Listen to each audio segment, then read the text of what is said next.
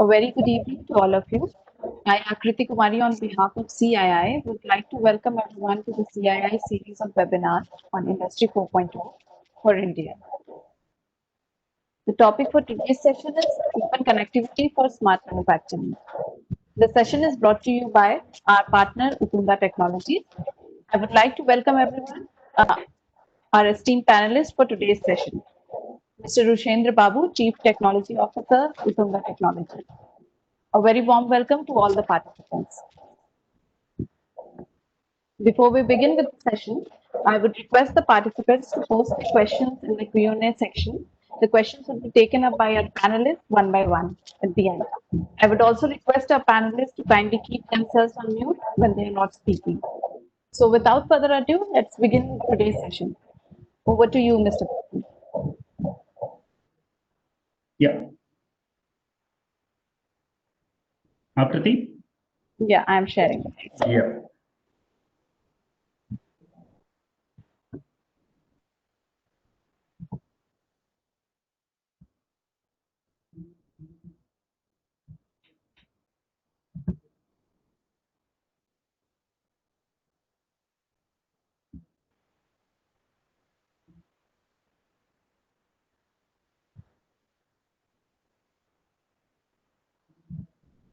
Okay.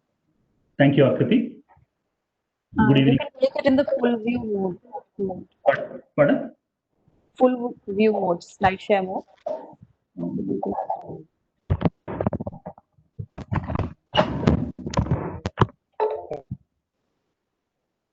Give me a minute. Is it any good now? Not yet. Let me reshare once again. I'll just stop sharing and then I'll do it once again. Okay.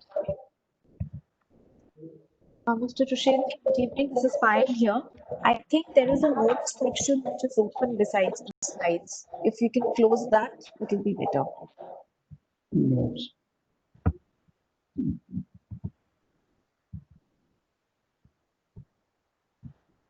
Is it any better now? Is it any good? Because we didn't have this problem yesterday. No, we can still see the notes section. We can see the notes section. Give me a minute. We'll sort it out.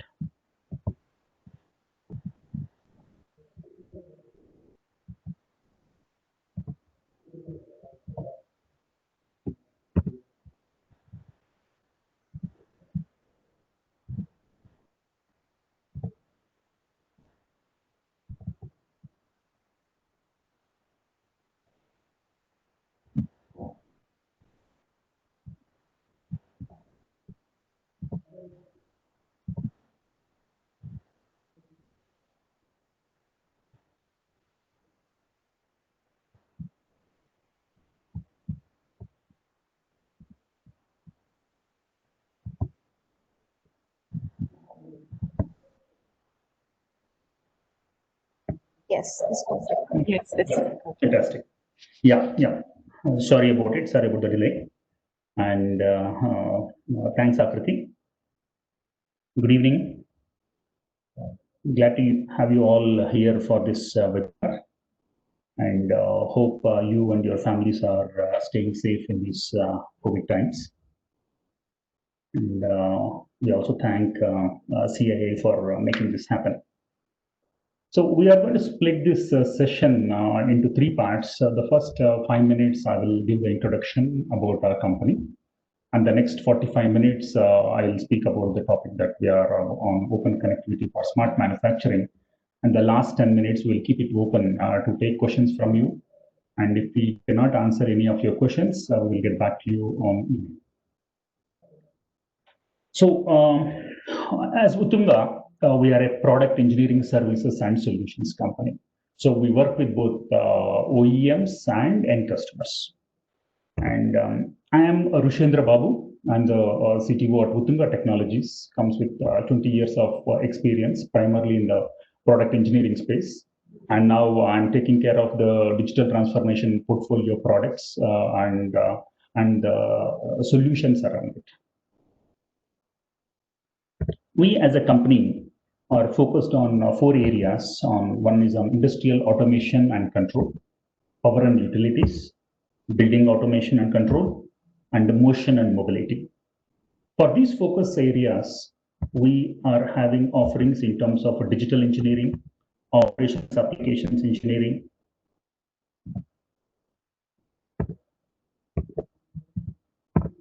production applications, embedded engineering, verification and validation, security, connectivity and data solutions. The connectivity and data solutions is our core on which we offer all the solutions and services for OEMs and end customers. That's where we come from. And we envision ourselves as one single partner, right from consulting about how to build products and then engineering those products, either it could be in terms of hardware or in terms of software. And it could be mobile, cloud, or any other applications. And we also help our customers into manufacturing and setting up of DevOps. We also deal with the lifecycle management of devices as well as the software.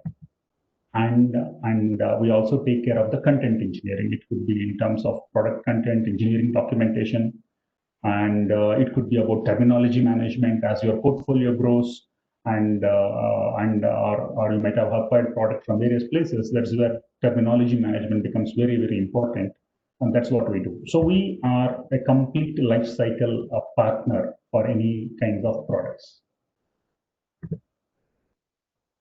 So we are 500 people company with 13 years into our existence, and then we operate from 4 locations. Bangalore is our prime location or headquarters and our engineering center. And we also operate from US, Germany, and Japan. And we have ISO 9001:2015 certification for the process and ISO 27001 for information security. And we worked, from the OEM perspective, we work more than 50 customers and 100 plus products. We have deep associations with multiple industry bodies, especially the protocol bodies. So we have pretty much associated with all the known protocols and the device integration standards. We are part of these groups, and we contribute to the specifications, we contribute to the upcoming versions, and we implement reference designs for these platforms. And that's where we have a very good knowledge about protocols, data, connectivity. And we are a known contributors to the OPC Foundation in particular. And our team is listed, some of our team members are listed as global speakers for OPC. And apart from these associations, we also have associations with multiple OEMs in implementing their solutions across the industry.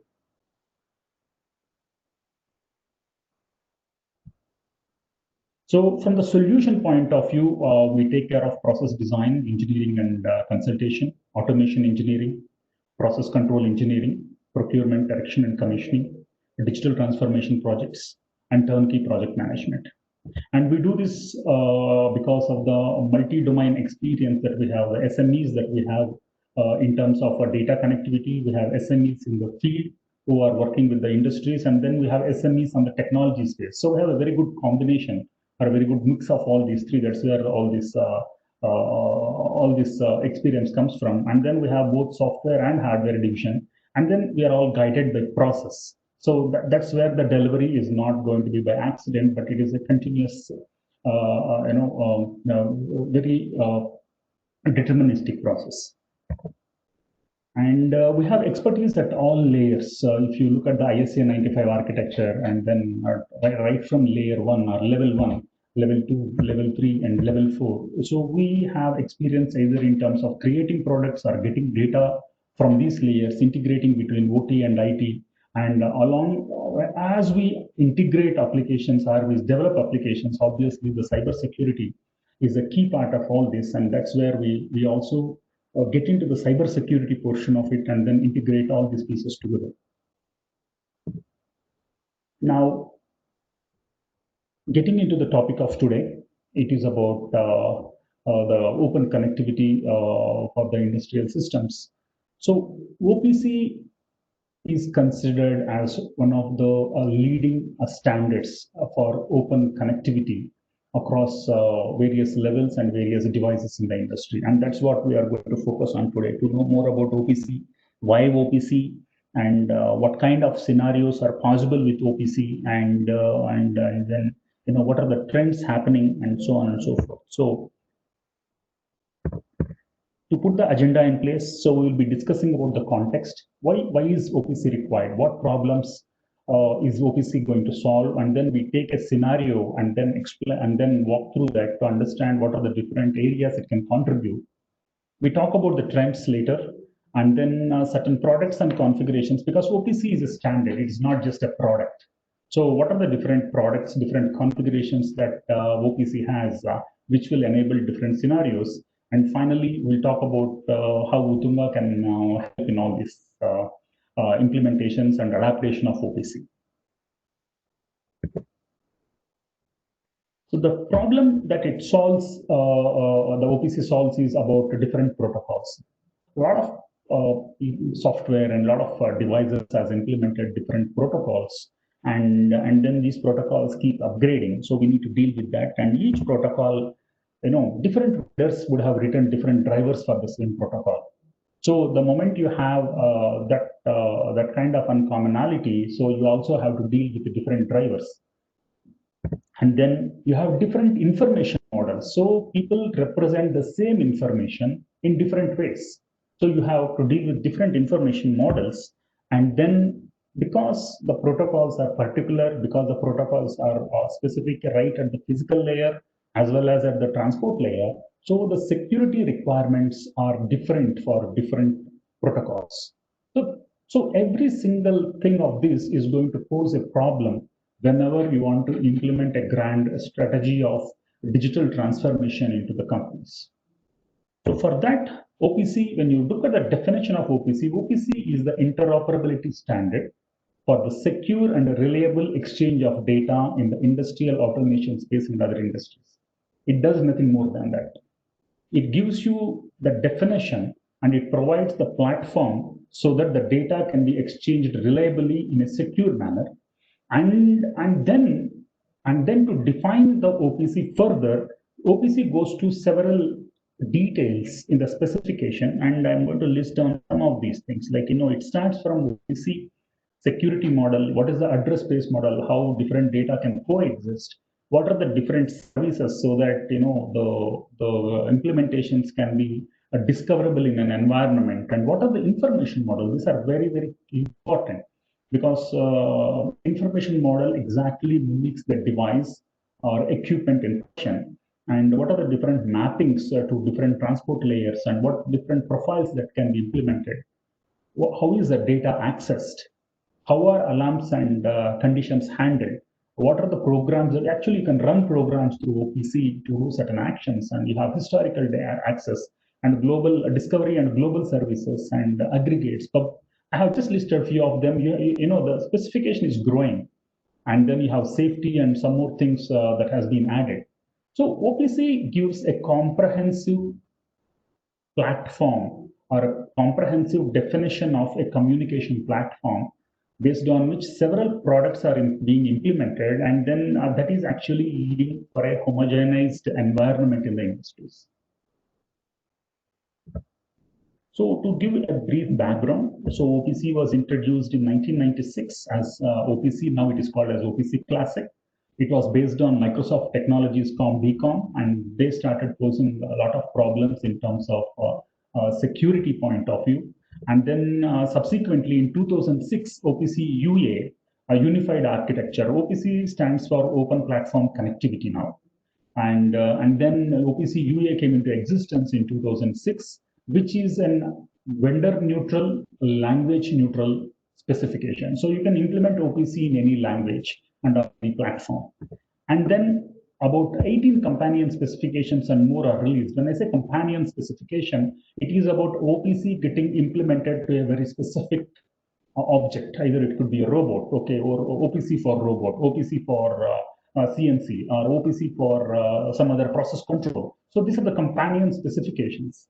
And then there are about 750 members, active members in the foundation now, who are actually driving this entire OPC initiative for making it as a unified communication platform across layers and across systems. So when we look at OPC, we cannot ignore, there are two kinds of segments we have. We have OEMs or machine builders or ISVs who are actually building the equipment on one side. And then there are plants who are actually utilizing these equipment. And then there is a history that we need to deal with because it is brownfield, a lot of devices are there on the field, and those devices are going to be there in the field for a very good amount of time. So we cannot just ignore those things. So when we talk about OPC, we need to talk about all the four segments. The OEMs with the brownfield equipment, who they already have their lines, and then how about the new equipment that what kind of things they can adopt for the new equipment, and from the plant point of view, how do they deal with the brownfield, and how can actually they look at the greenfield. But even though the differences are so, looks as four different segments, when it comes to the OPC implementation, actually it doesn't have any of these differences. It is still the same information model. There is no four different specifications for these four groups. It is a single specification. How you use that is up to you, and then that can be adapted into any of the four scenarios. So if you look at a goal, if you choose a goal as to you are setting up a plant, and or if you are looking at an equipment which you want to create, probably you want to create something which is future proof, and you want to have an optimal capex and opex, and you also want something to be quickly commissioned. As an OEM, I want my device to be quickly commissioned. As a plant, I want the assets to be quickly commissioned. So for these, if we just take these three goals, you need to make sure that for these three goals, you need to make sure your solutions fits into something. They should be standards based, and they should present harmonized data. They should actually offer you efficient data transmission. They should offer modularity, interoperability, and finally security.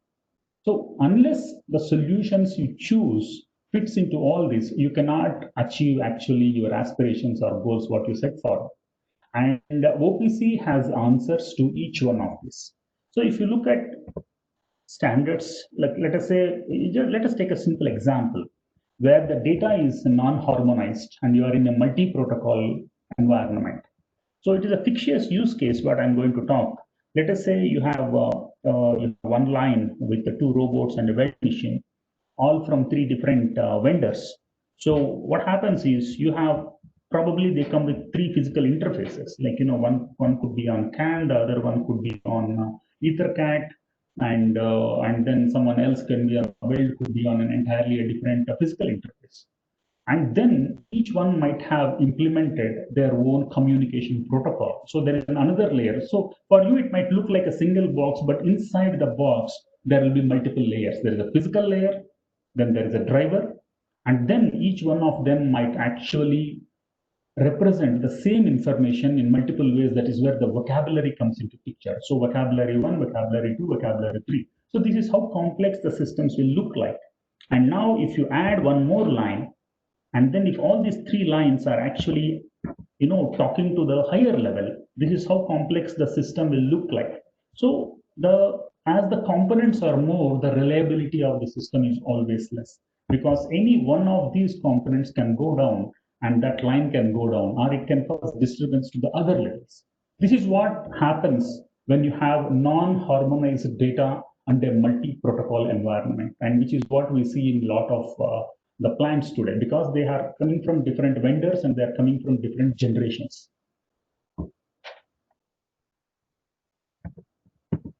So if you look at the data vocabulary, what I was talking about, let us say there is a brand X and then the brand Y, and for the same equipment, what you have, for a robot, for a stop, somebody will call it a V-stop, and somebody else will say safety read. And rotary speed is velocity, and motion mode. So people can use this different language, different words for representing the same entity on a physical machine. So when you have this problem, even if you keep that problem, but if you solve the physical layer problem to start with, if that goes into an OPC is Ethernet driven. Now, because you don't have different physical mediums now, at least the complexity has reduced from the previous deployment, and you have a single interface to which all of them can be connected. And they have a single driver here, which is a single server here, which is an OPC server. So which can take the data, but still you have to deal with multiple vocabularies, because OPC will only give you a address space where you can represent the data the way you want. And you still have to deal with the complexity of the vocabulary from different systems, and then this will have their own interpretations, and then this vocabulary will continue to flow all the way till your monitoring applications, optimizing applications, advisory business process systems. So to further reduce the complexity, if you choose a system, right now you have done with OPC from the communication point of view, standardized, as you can see. But if you can also standardize on the vocabulary, how will the system look like? So let us say you actually use, let us stick to MT Connect, which is also having a companion specification of OPC. Now, if all the vendors stick to MT Connect as their way of representing their data, that means they're all going to represent the same parameter exactly in the same way.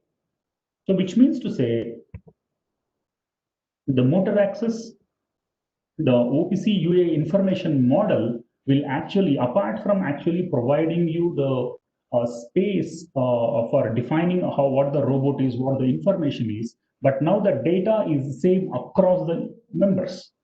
So that gives you a very, very lean architecture. So the number of components, either they could be software components or they could be physical components, now they have reduced. Now we have a very, very linear system that goes on. This is what is a system that may not be possible today in the current environment, but this is a system that we can expect to see in the upcoming years, because everybody is adapting to the standards. Because as OEMs, if you stick to a standard, people have more trust in you, because because they have you are actually giving the plant owner the ability to use any other system which deems to be fit with your OEM. So you might be good at one subject as an equipment, but somebody might have built a different. We'll discuss that modularity and interoperability in the subsequent part of the discussion. But this is what brings this actually simplifies the whole design, either from the point of OEMs who does the machines, or from the point of plants, where they may not actually go into the software and do the things, but then at the end of the day, they are the ones who are going to bear the brunt of any of these components breakdown. They still have to talk to their OEMs or system integrators, and then they fix it. So everybody is involved in this particular chain. So, and standards-based implementations, open standards especially, open standards-based implementations will bring down this complexity to a great extent. Now, it brings reliability, security, interoperability, and modularity. The other piece, what has to be addressed, it is not just about choosing a communication platform, but you also need to understand whether it is going to create, whether it provides efficient data transmission. Currently, OPC UA works with the client-server model, which means to say that the client has to pull the data whenever it wants to pull the data. But even that mechanism is very well optimized. But OPC is actually looking forward, and already the specifications are coming down, which is something called as publisher subscriber, which means the server, the machine will notify the controller only if some of the data has changed. Otherwise, there is no communication going on the network. That way, you can actually save a lot of bandwidth. You don't really have to keep on upgrading your OT infrastructure or an IT infrastructure to accommodate data from multiple devices. So that's what efficient data transmission is. And OPC is already on its path to actually implement such kind of technologies to have efficient data transmission. So as you can see, the OPC client server is a pull mechanism. That means if I want to know the state, I have to ask for it. Whereas here in the pub sub mechanism, it is a push mechanism. if I have changed, the device will notify whoever has to be notified. It could be alarms and events module, or it could be a controller module. So that's what is happening there.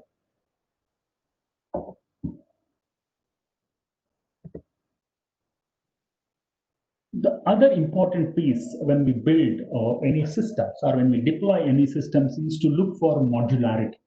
Whether the system is built as a single monolithic piece where any single change has to be implemented across, or do you have the capability to change a small part of the system? That's what modular systems is all about. And then OPC enables that kind of system. So you have HMI and you have a controller from an OEM for a simple robotic line, which is having a data exchange platform. And you may want to have a path planning from a different OEM, and then you have an alarm management from an OEM 3. But this is small, and then let us say you are actually getting LiDAR-based systems today at a very, very good price. So even the old robots can become much more intelligent when you actually adopt any LiDAR-based systems, and then probably some or any other radar-based systems, and somebody might have built it. But if all these things has to come together, so you need to have a modularity in the system so that I can replace one module with the other. And if this happens, and if this has to happen efficiently, then probably a standard-based platform implementation is very much important. And that's where OPC-based data exchange plays a very vital role in enabling modular systems. So what does this bring? It brings the ability to utilize specialty systems, and you can run, you may want to run two different inspection systems based on two different algorithms provided by two different vendors. And each algorithm is very, very efficient in detecting certain kind of defects, or they're very good in sorting certain kind of things. So when you look at it, so that brings you the ability to actually respond to changes in a much better way. And then it will increase the ability to optimize and innovate all the time. Along with modularity comes with interoperability. That means you don't have to really stick to one vendor, or you as a OEM need not worry that unless you have built the whole pieces together, you cannot go into the market. You can build one part of the system which is standards based and leave the rest to the other people who are actually specialized in that space, but still you are also setting your foot into the space. So is the client point of view. They pick and choose what is really good or what can work in an optimal way in their respective environments. So that's where interoperability comes into picture, which could be like an MES. If it has to really talk to each one of these robotic softwares on their respective protocols, it becomes complex. But if they are all OPC based, then what happens is MES need not really worry about what the end robot is, because they are all sticking to single information model. And rather than for me to invest in integration, people will be looking for interoperability, because integration always costs you time, costs you money. But here I just bring the pieces together and then I'll quickly for the integration, which means it is a quick turnaround time. And of course, from the client's point of view, it brings a lot of vendor independence and drop-in replacements. However standardized things are, still every specification gives that space for custom implementations, and most of the cases, those custom implementations will definitely come to forefront. So instead of you dealing with a 100% custom product, you might be dealing with a 10% customized product, which means to say that the complexity has reduced now. And then the biggest part about data is the true ownership of the data. This is purely from the client point of view.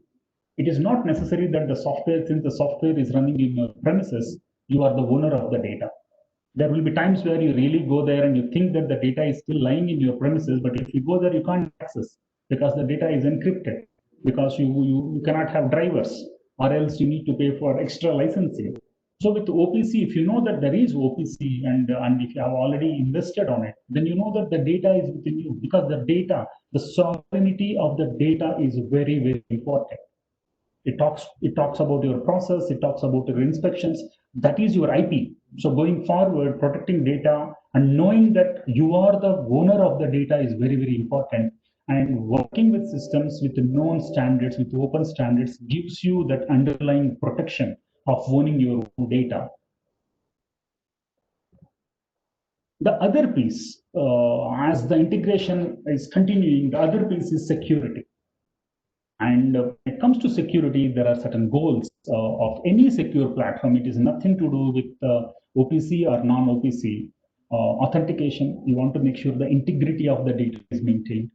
And accounting is available so that you know if something goes wrong, you would like to know what went there.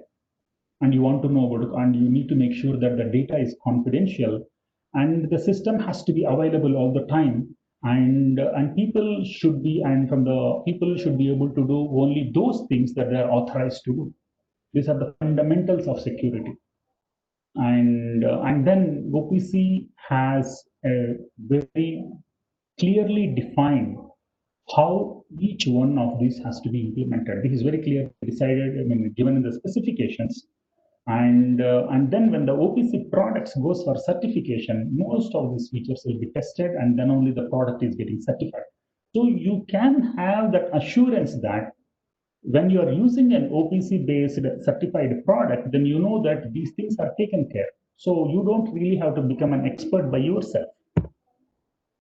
So if you look at a typical plant scenario, you have multiple zones. Your actual your assets will be sitting at a lower, at a very, very deep level, probably in zone 1, and then comes your zone 2, and then you have zone 3. And then now with the increased access, and now with the increased access to the outside world, you are also dealing with few more zones. From the field, you are getting cloud services, you are exposing all your field data from the cloud, and then you have ISPs from where your end customers are getting connected. This is your own people who will be connecting to you from the field. Probably they will use VPN, but your end customers may not connect to you over VPN when they are actually posting their tickets. But you want a single integration into your platform. So this is where you are going to, put so many zones. So if you don't use a standardized protocol, what happens is you need to put so many demilitarized zones to make sure that the path will not become easy for people to intrude into your, to compromise your safety or data. So you will actually build so many layers of security. Sometimes a demilitarized zone, sometimes you will have firewalls at various levels. The firewalls can go all the way till the last equipment. Imagine if these are on different protocols, if each one of them are working on different protocols, then you need different rules to be configured at each zone, because they work on different ports, they work on different protocols, and they need different permissions. That becomes a nightmare to manage if the plant is really complex. So an OPC-based implementation can really solve such complex problems, because it brings the security is inherent in OPC. And because you are not dealing with multiple protocols, you have optimized your threat management. And then you have a unified understanding of security. So that's what actually a OPC-based implementation will bring to your entire platform.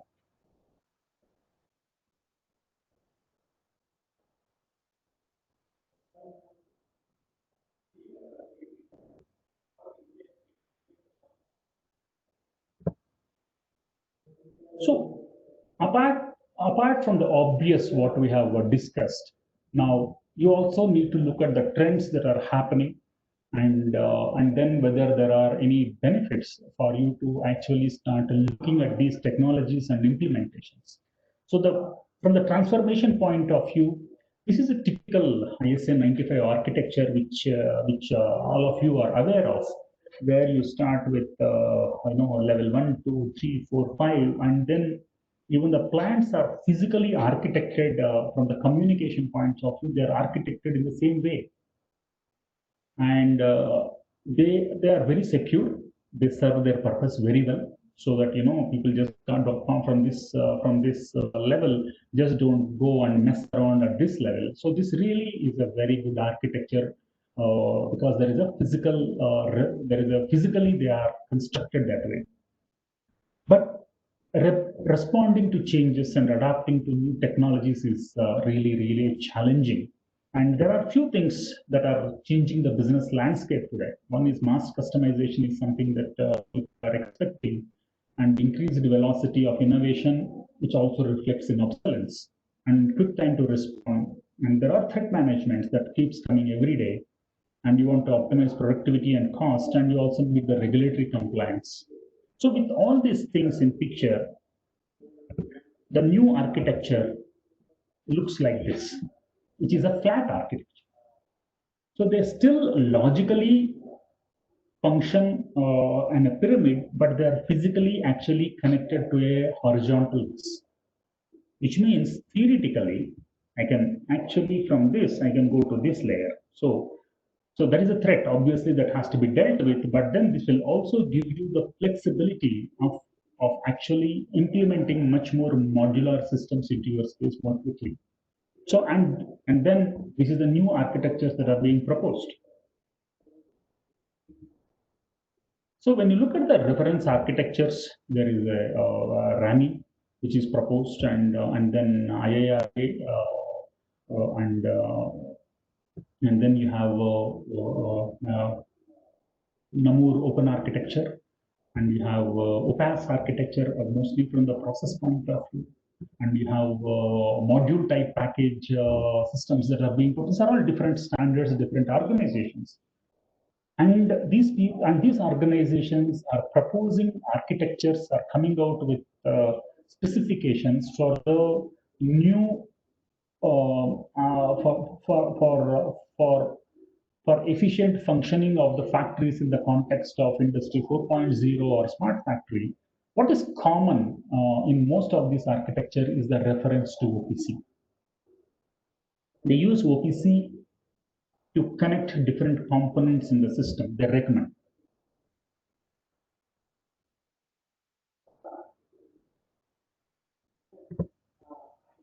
And the other piece why you should consider is OPC is not a closed standard.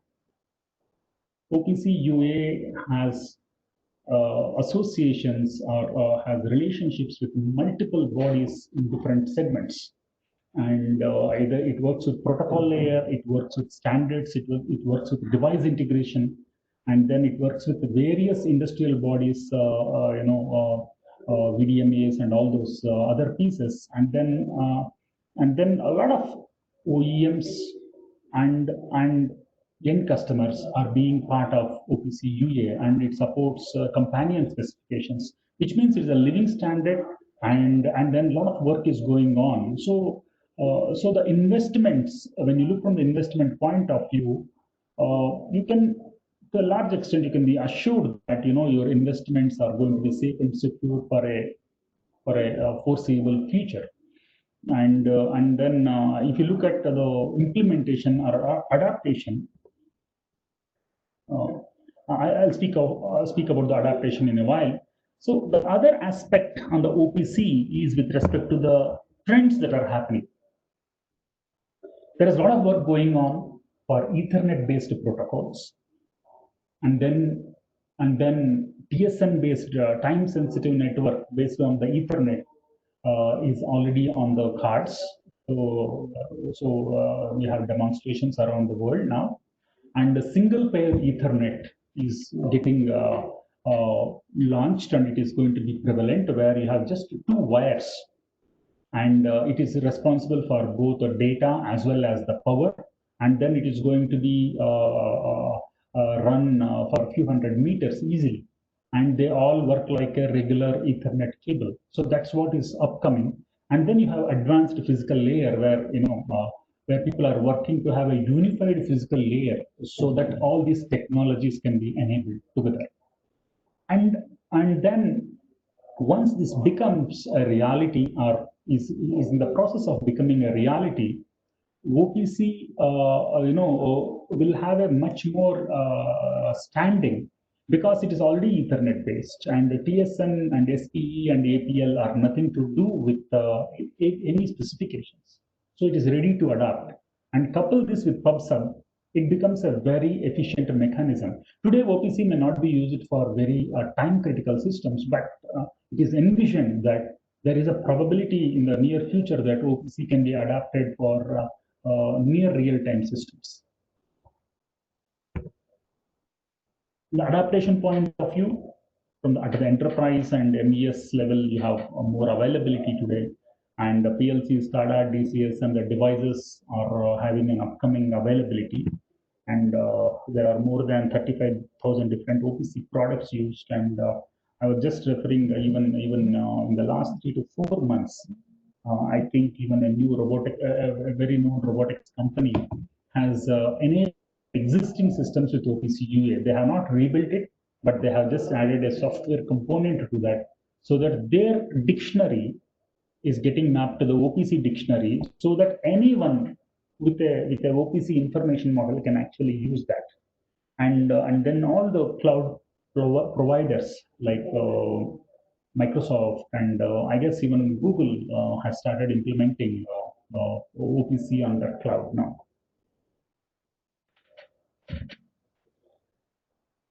This is a roadmap, in line with what I have discussed. It talks about all the way till 5G getting implemented and then having a deterministic communication using the 5G. I will not go in detail into this particular subject.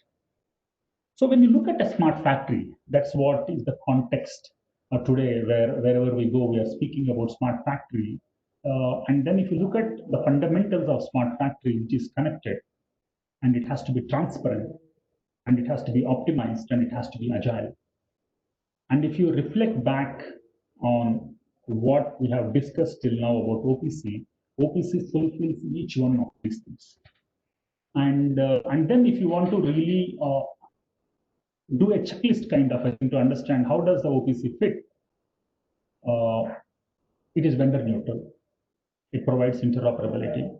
The services are discoverable in deployments, and reliability and scalability are built into the specification, but of course is dependent on the way the product is built. And it is coexistence. It is not something that will destroy something else and it will sit. And it is recommended in multiple upcoming architectures, and there is a very good ecosystem and a secure long-term investment. And on top of it, what it has is security.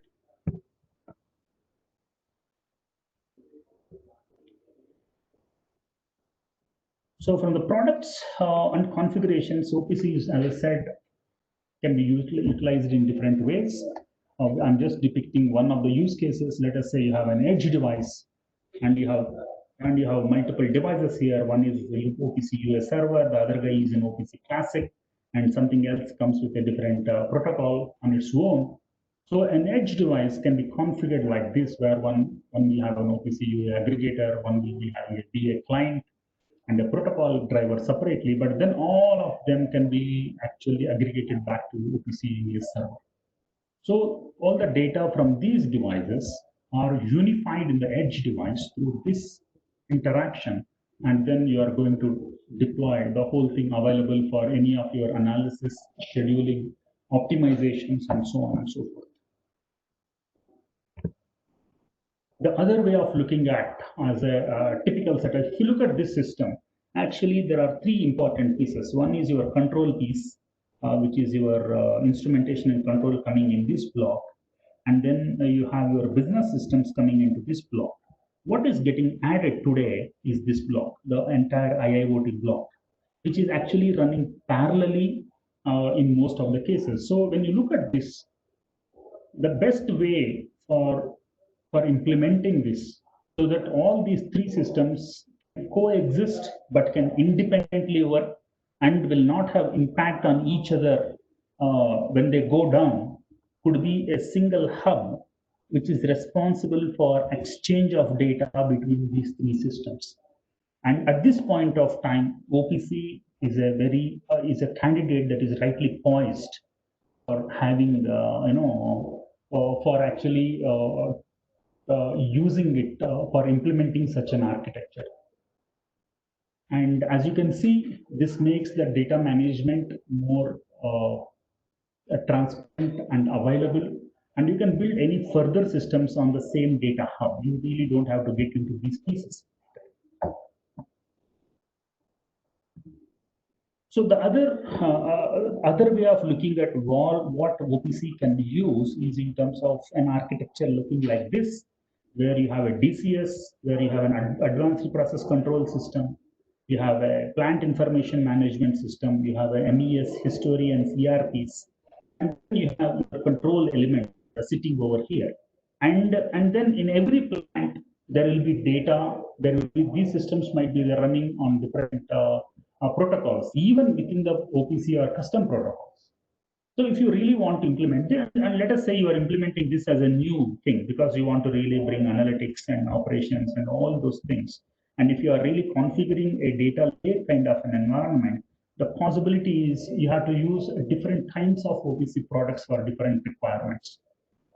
You may use an OPC aggregator to get all the data to one place from various protocols. You may use a DA to UA, which means to say, when I say DA, it is basically referred as classic. So you may have a classic system, but since there is a firewall here, you cannot really get this data out of this. So you might put a OPC DA to UA server here so that this can actually go through the firewall and go to the OPC aggregator. Or you may use an OPC UA server with native protocols, because let us say these two are on native protocols. Then you have to put an OPC UA server here so that it can actually cross the firewall and talk to the OPC aggregate. And let us say DCS and APC still want to talk to each other only on the classic, but what you want is you want DCS, which is a controller, to be in safe environment, whereas an advanced process control, which could be an offline system, you want it into a different environment, but you still want to exchange data. And you don't want to change the systems. So that is where the tunneler will come into picture. So the OPC tunneler will actually make the communication between two old OPC classic systems possible even across a firewall. So you are actually implementing this with security in place. And then you may also create a new OPC PubSub device, and then you can actually talk. So there are different configurations and different products that you have to choose to enable to have a successful implementation. And then probably you have OPC servers and clients depending upon what these systems have. So all of these will make sure that you have a good data lake created from all your data, and then you can utilize the data for all the subsequent. So that brings us to the end of this topic, and let me quickly tell you how we are poised. We provide end-to-end solutions on OPC. We are one OPC. You can consider us as one OPC technology implementation partner. And we do from the point of embedded development from the OEMs, and the application development. It could be for the OEMs, or it could be custom application developments for plants and factories. Cloud services integration. Probably you have data sitting at the different plants under different sites, and then we can build services to bring all this data and then make it exposed as a unified interface.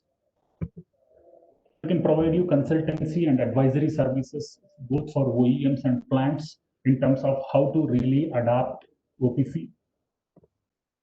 And we can, and then apart from consulting, we'll also provide the connectivity and custom solutions that are required. And if you have products, we can help you with the certification. And PubSub integration is something that we can do. And then this is especially for large ISVs who want to educate their entire people on OPC, where they want to roll out OPC initiatives in their companies. That is where we help them with setting up the center of excellence. So how are we equipped? As I said at the start, we are part of the foundation. We work closely with the foundation, and that is where we have the right technical and domain expertise with us. And we have a very strong customer portfolio where we have implemented solutions both for OEMs and for end customers. And then we have accelerators. So when you come to us, we don't start building everything from scratch. We have things already in place. So we take those pieces and then actually form the final solution. Yeah, thank you. So we are open for Q&A now. Thank you, Mr. Rushendra. I would now request the participants to please post your questions in Q&A section if you have any. And there's one question, Mr. Rushendra, from Mr. Rajendra Sundarsanam. He has posted that if as a tech entity you have an outsourced business model, how do you adopt the tools and solutions from Uttunga in an integrated, seamless manner? Akriti, can you please repeat that question? If as a tech entity you have an outsourced business model, how do you adopt the tools and solutions from Uttunga in an integrated, seamless manner? Okay, I may not have a very cookie cutter answer for it. If you can understand the problem, if you can understand what is required, then actually we can put together. It is see, at the end of the day, we are not necessarily a products company where we position our products. We build solutions along with the customer. So we need to understand the problem first. Okay. So we had only one question. If participants have any question, I would request them to please post it in the chat or Q&A section, please.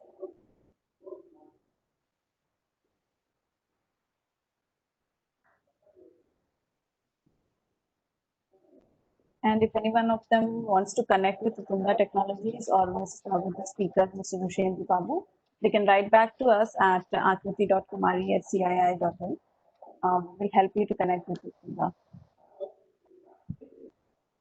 Yeah, sure. We will reach out. He has elaborated his He has elaborated his question in the above. If you elaborate that it is working with OEMs or ODMs. OEMs or what? So Akriti, what I will do is you do share the email so that we will get in touch with the gentleman, and then we can actually work out. Sure. Sure. I will share. Mr. Rajendran, I would request, I would connect you with Mr. Rushendra, and you can directly be in touch with him. So I would like to thank you, Mr. Rushendra, for an insightful session. Akriti. And I would also like to thank our participants for making this session a success. We look forward to have your feedbacks, please. Thank you, everyone. Thank you. Thank you.